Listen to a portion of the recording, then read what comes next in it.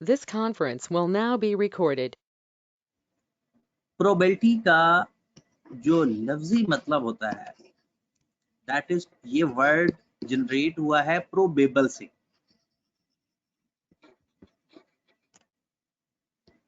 Probable का मतलब क्या होता है? चांस। हमने किसी भी चीज का किसी भी टोटल के अंदर चांस फाइंड करना होता है कि कितने चांसेस हैं कि जो हमने जिसकी प्रोबेबिलिटी फाइंड करनी है। मतलब अगर मैं एक छोटे सा आपको एक एग्जांपल दूं कि एक बैग है, उस बैग के अंदर दो टाइप की बॉल्स हैं, रेड कलर में है और ब्लैक कलर में। अब अगर हम सपोज 6 रेड है और 4 ब्लैक है और टोटल 10 है, अगर हम ये समझें कि इस बैग में रेड बॉल के क्या चांसेस हैं, तो रेड टोटल 6 हैं आउट ऑफ 10 बॉल्स। तो इसका मतलब है अगर आप 10 बॉल्स 1 बाय 1 पिक करेंगे तो उसमें कितनी रेड आने के चांसेस हैं? 6। तो हम कहते हैं जनाब इसके चांसेस हैं 6/10। और अगर हमसे ब्लैक के बारे में पूछा जाएगा हम कहेंगे 4/10। मतलब क्या हुआ? टोटल में से आप जिसकी फेवर कर रहे हो, जिसकी प्रोबेबिलिटी फाइंड कर रहे हो, उसके कितने चांसेस हैं अकरेंस के। ठीक है, ये अभी जस्ट ऐसे मैंने बताया है। मेन हमने जब प्रॉपर प्रोबेबिलिटी का क्वेश्चन स्टार्ट करेंगे तब ये मजीद इसके ऊपर डिस्कशन होगी।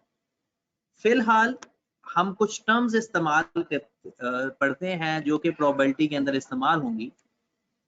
तो सबसे पहली टर्म है एक्सपेरिमेंट। क्या होता है एक्सपेरिमेंट? आपको पता ही है कि अगर हम इसको उर्दू में देखें तो इसका मतलब होता है कि तजुर्बा। ऐसी चीज जो बार बार रिपीट की जाए और उससे हासिल होने वाली इंफॉर्मेशन को एक्सपेरिमेंट कहते हैं। यानी कोई भी चीज बार बार रिपीट की जाए और उस रिपीटिशन से जो हमें इंफॉर्मेशन मिलती है हम उसे एक्सपेरिमेंट कहते हैं। तो अगर हम इसकी डेफिनेशन पढ़ें, an action which generates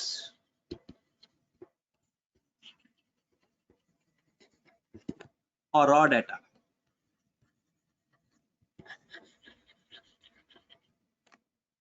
raw data, data कहते हैं इंफॉर्मेशन को। डाटा किसे कहते हैं? कोई मालूमात हासिल होना। एन एक्शन, कोई काम। An action which generates a raw data is known as experiment। An action which generates a raw data is known as experiment। अब इसकी मैं आपको एग्जांपल देता हूं। एक शख्स, एक स्टूडेंट डेली बेस पे बाइक पे कॉलेज आता है। उसको एक इंफॉर्मेशन है कि उसकी बाइक 1 लीटर पेट्रोल के अंदर कितना डिस्टेंस कवर करती है।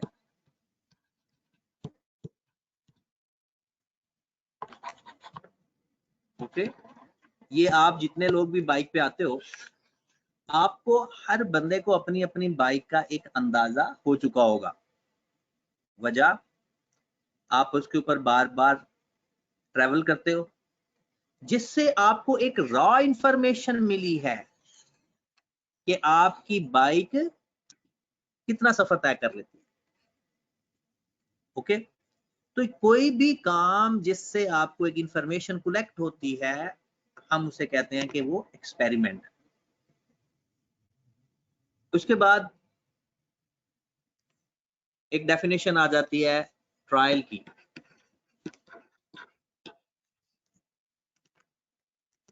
एक्सपेरिमेंट और ट्रायल में बहुत ही माइनर सा फर्क है। एन अटेम्प्ट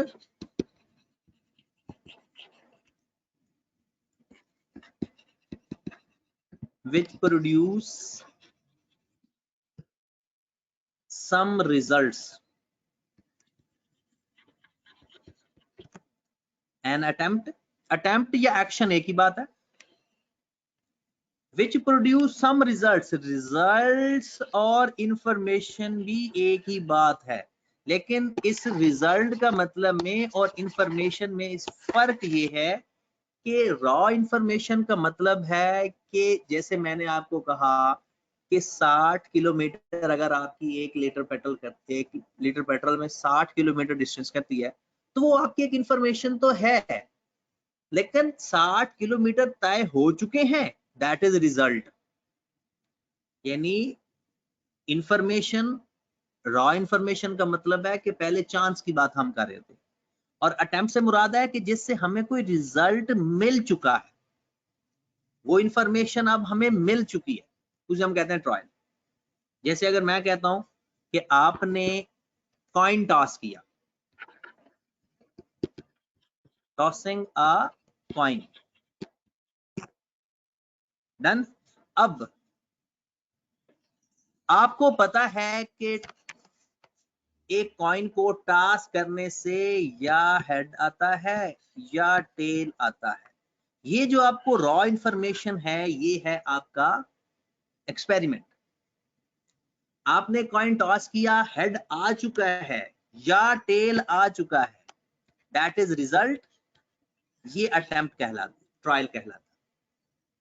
यानी जो रिजल्ट आता है दैट इज ट्रायल, और जो पहली दफा आपको इंफॉर्मेशन होती है उसके बारे में दैट इज एक्सपेरिमेंट. ओके होगी बात. दो चीजें एक्सपेरिमेंट और ट्रायल, ये पेपर में ज्यादा डिस्कस नहीं होती. उसके बाद आ जाता है मेन आउटकम. यहां से आपके अब काम स्टार्ट हो गया. देखें, आपने एक्सपेरिमेंट किया या ट्रायल, इसके जो रिजल्ट्स हैं उसको आउटकम कहते हैं. नाम से ही पता है. आउटकम का क्या मतलब होता है? जब हम कोई एक्शन करेंगे, हम कोई अटेम्प्ट करेंगे, उससे हासिल होने वाले रिजल्ट्स को आउटकम कहा जाता है. उससे हासिल होने वाले रिजल्ट्स को आउटकम कहा जाता है. तो बात क्लियर हुई या नहीं?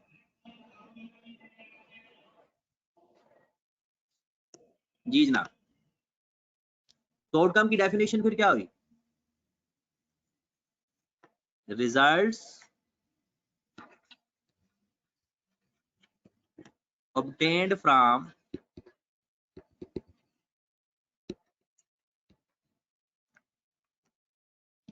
an experiment या trial. Results obtained from an experiment या ट्रायल. मतलब ये हुआ कि आपने जो आपके पास, जैसे हमने बात की कि आपने एक कॉइन टॉस किया है,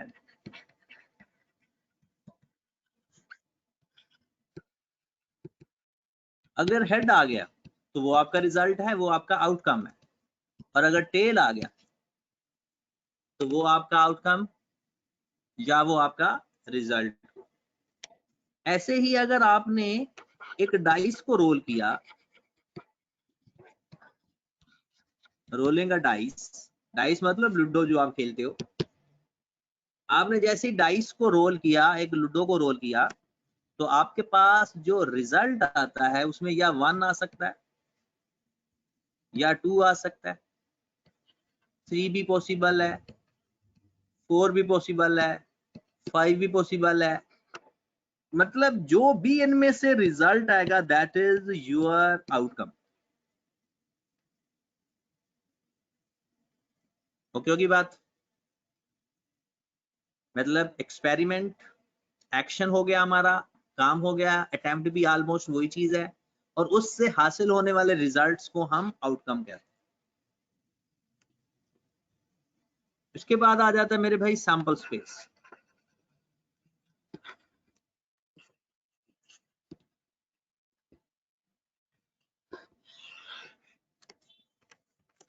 सैंपल स्पेस क्या होता है कि आपका जो एक्सपेरिमेंट या जो आपके पास रिजल्ट आए हैं उसके पूरे सेट को, ऑल पॉसिबल जो रिजल्ट्स हो सकते हैं,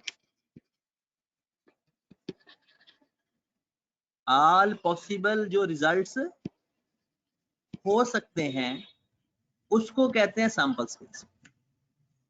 यानी ये एक तो रिजल्ट आ जाना होता है ना, रिजल्ट तो उनमें से कोई एक आता है, लेकिन जितने पॉसिबल रिजल्ट्स हो सकते हैं उसको सैंपल स्पेस कहा जाता है। अगर हम इसकी डेफिनेशन पढ़ें, a set of all possible outcomes, a set of all possible outcomes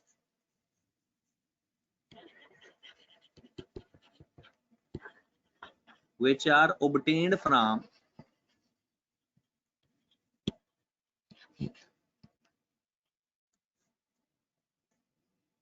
experiment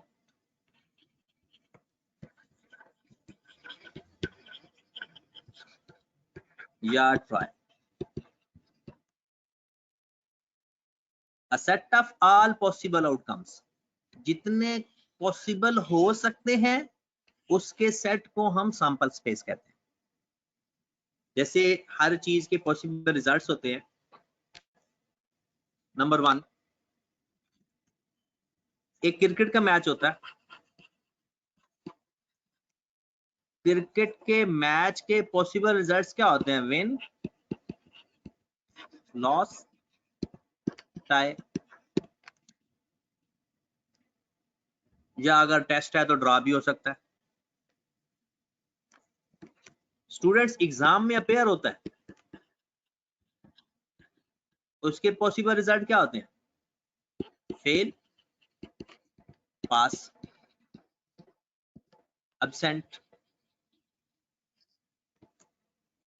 अगर कोविड आ गया तो फिर फ्री की प्रमोशन, ऐसा भी हो जाता है। इसके बाद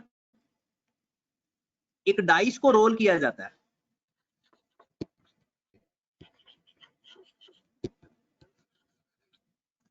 उसके पॉसिबल रिजल्ट्स क्या होते हैं? 1 2 3 4 5 6। ओके, चलिए हम अब मजीद इसकी प्रैक्टिस करते हैं ताकि हम जिस साइड पर जाना चाह रहे हैं उस साइड पर जाएं। कि अगर एक कॉइन टॉस किया जाता है, टॉसिंग अ कॉइन, एक कॉइन को टॉस किया, उसका सैंपल स्पेस क्या होगा? एक बात याद रखें, इसको सेट फॉर्म में लिखेंगे। एक कॉइन को टॉस किया, या हेड रिजल्ट आता है या टेल आता है। ये इसके ऑल पॉसिबल रिजल्ट्स हैं। आप अपने पास एक कॉइन लें, उसको बार बार टॉस करते जाएं, आपके इन दोनों में से ही कोई रिजल्ट आएगा। अगर वो एक फेयर कॉइन है, अगर उसके पास कोई ऐसा कोई और ऑप्शन नहीं है, फिर उसके बाद है टॉसिंग टू कॉइन्स। अपने ये चीजें पड़ी हुई हैं, इसलिए इसमें सीखना कोई ज्यादा मुश्किल नहीं होगा आप लोगों के लिए। अगर आपने 2 कॉइन्स टॉस किए तो सबसे पहले जितने पॉसिबल रिजल्ट्स बन सकते हैं उसका एक फार्मूला है। क्या फार्मूला है? अगर आपने एक कॉइन टॉस किया तो 2 की पावर 1, तो कितने रिजल्ट आ गए हमारे पास? 2। और अगर आपने 2 कॉइन्स टास्क किए तो 2 की पावर 2। ये वाला 2 कौन सा है? पॉसिबल रिजल्ट्स कितने होते हैं ए कॉइन्स के ऊपर?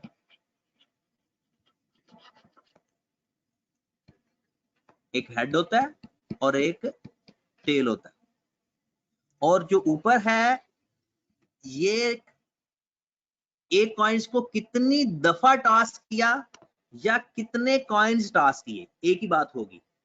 एक कॉइन को 2 दफा टास्क किया या 2 कॉइन्स टास्क किए, ठीक है। तो ये हमारा होता है नंबर ऑफ एक्शन।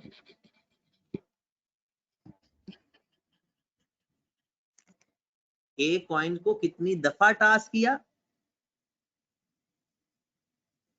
या कितने कॉइन्स टास्क किए। अब आ जाएगा 4 रिजल्ट्स, तो हमारा जो सैंपल स्पेस आएगा वो आएगा या दोनों कॉइन्स के ऊपर हेड हेड होगा एक रिजल्ट, या दोनों कॉइन्स के ऊपर पहले पे हेड और दूसरे पे टेल, या पहले पे टेल दूसरे पे हेड, या दोनों पे टेल टेल। ये आपके 4 पॉसिबल रिजल्ट्स हो। अगर आप इसको आजमाना चाहते हैं, आज रात ही आप एक 2 रुपए का कॉइन्स का एक सिक्का लें और एक 5 रुपए वाला ले लें, उनको बार बार टॉस करते रहे और हर दफा रिजल्ट उसका मैच करेंगे तो इनमें से ही रिजल्ट आएगा, क्योंकि ये ऑल पॉसिबल रिजल्ट्स हैं। इसके बाहर अगर कोई रिजल्ट आएगा तो वो भी इसके अंदर ऐड कर देंगे, आएगा ही नहीं, क्योंकि ऑलरेडी ये 100% रिजल्ट्स हैं। डन होगी बात। उसके बाद पेपर में ये सवाल आया हुआ है, 3 coins are tossed.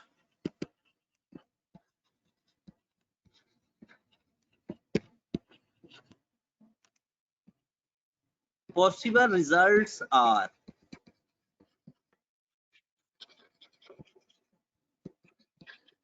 ये सवाल पेपर में कई दफा पूछा गया कि अगर आपने 3 कॉइन्स टास्क किए हैं और तीनों के पॉसिबल रिजल्ट्स बताए।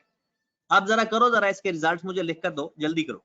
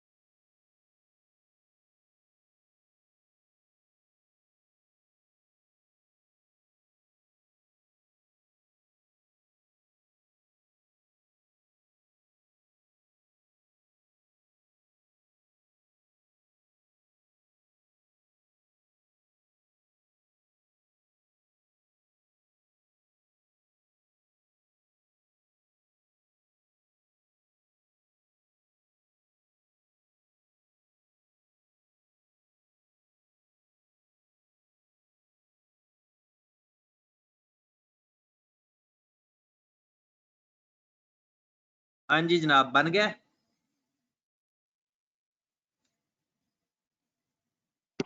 सैंपल स्पेस बन गया सबका या नहीं?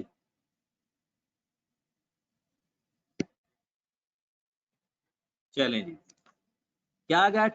सैंपल स्पेस के जो नंबर ऑफ रिजल्ट्स हैं वो आएंगे 2 की पावर 3। दोबारा एक बात याद रखें, 3 कॉइन्स टास्क करें या एक कॉइन को 3 दफा टास्क करें, बात एक ही होगी। अब मैं इसका आपको बहुत ही इजी वे समझाता हूं, आपको पहले भी पता होगा इसका। हमने करना क्या है कि जितने हमारे सैंपल स्पेस हैं उसको पॉसिबल रिजल्ट पे डिवाइड कर देंगे। 2 रिजल्ट्स पॉसिबल हैं तो हमारे पास आंसर कितना आएगा 4। आप 4 टाइम हेड लिख लें और 4 टाइम टेल लिख लें। 4 टाइम हेड लिख लें और 4 टाइम टेल लिख लें, और आपने पेपर में भी यही तरीका आजमाना है, ठीक है। अगेन फिर इसको 2 पे डिवाइड कर दें, रिजल्ट क्या आ जाएगा 2, तो 2 टाइम हेड 2 टाइम टेल, फिर 2 time head 2 time tail, again 2 पे डिवाइड कर दें। जब तक आपका रिजल्ट 1 नहीं आ जाता आप 2 पर डिवाइड कर दें। अब एक रिजल्ट आया तो एक time head tail head tail head tail head और टेल। तो मेरे भाई ये आपके पॉसिबल रिजल्ट्स। ओके होगी बात? 8 गिन लो पूरे हैं, और इसका सीक्वेंस भी वही होगा जो आपकी बुक में होगा या जो आपके सॉल्यूशन के अंदर होगा। इसी सीक्वेंस में 8 रिजल्ट बने होंगे। तो वैसे तो अगर एक कॉइन आ जाता है या 2 कॉइन्स आ जाते हैं वो तो इजी काम है, लेकिन 3 या 3 से ज्यादा आ जाए, 3 या 3 से ज्यादा आ जाए तो आपने किस तरह से काम करना है सैंपल स्पेस बनाने के लिए। अरमानुल्लाह क्या मैसेज है कि आवाज उसको नहीं आ रही, बाकी लोगों को आवाज आ रही है सही? मुझे कंफर्म कर दें, क्या बाकी लोगों को आवाज सही आ रही है? जी सर आ रही है। अरमानुल्लाह आप काइंडली अपना एक दफा एग्जिट करके दोबारा री एंटर करें। चले मेरे भाई, अब आपके पास अगर 4 कॉइन्स टास्क करते हैं या a coin is tasked 4 time, a coin is tasked 4 time, तो क्या करेंगे 2 की पावर 4 इज इक्वल टू 16। अब अगर हम इसके 16 रिजल्ट्स बनाएंगे तो तरीकाकार वही होगा, पहले 2 पे डिवाइड कर देंगे, फिर दोबारा 2 पे डिवाइड कर देंगे। तो ये आपने करना है कल के काम के लिए। कल भी हमारी क्लास होगी, ठीक है, कल भी हमारी क्लास 2 बजे ही होगी। आज लेट इसलिए स्टार्ट हुई कि सबको टाइम का आइडिया नहीं था। चलें, उसके बाद डाइस पे ऊपर आ जाओ।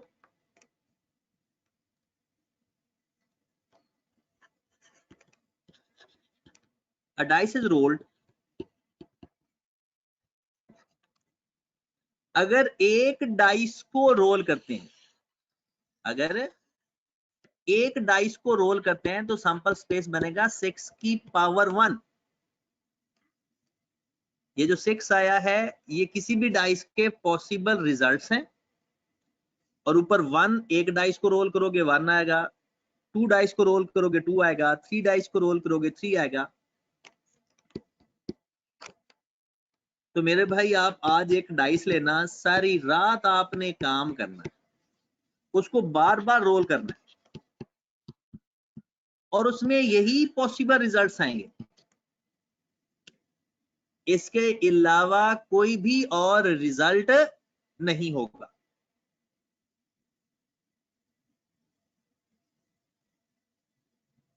ओके, उसके बाद 2 डाइस को रोल करें या एक डाइस को 2 दफा रोल करें। अक्सर वर्ड आता है a pair of dice rolled,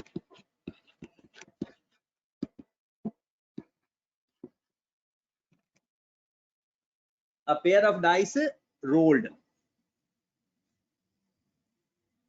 मतलब अक्सर लोग पेयर ऑफ डाइस के साथ खेलते भी हैं। तो इसका सैंपल स्पेस आएगा 6 की पावर 2 इज इक्वल टू 36।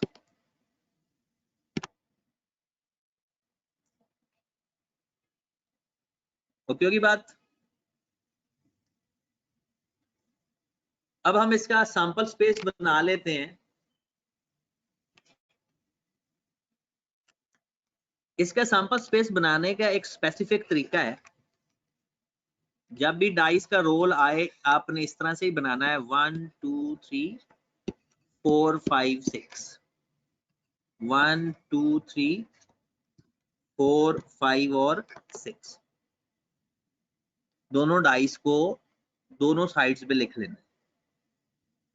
अब इस 1 को सबके साथ लिखना है 1 1 1 2 1 3 1 4 1 5 1 6। फिर 2 को सबके साथ लिखना है 2 1 2 2 2 3 2 4 2 5 2 6। फिर सेम एज 3 को सबके साथ लिखना है 3 1 3 2 3 3 3 4। तो इस तरह से आपने अपना ये सैंपल स्पेस कंप्लीट करना है और आप काउंट करके देख लें कि आपके जो सारे रिजल्ट्स होंगे वो कंप्लीट होंगे। पूरे 36 रिजल्ट्स बनेंगे। जिसको पहले जिसने नहीं पढ़ा वो लाजमी पढ़ेगा।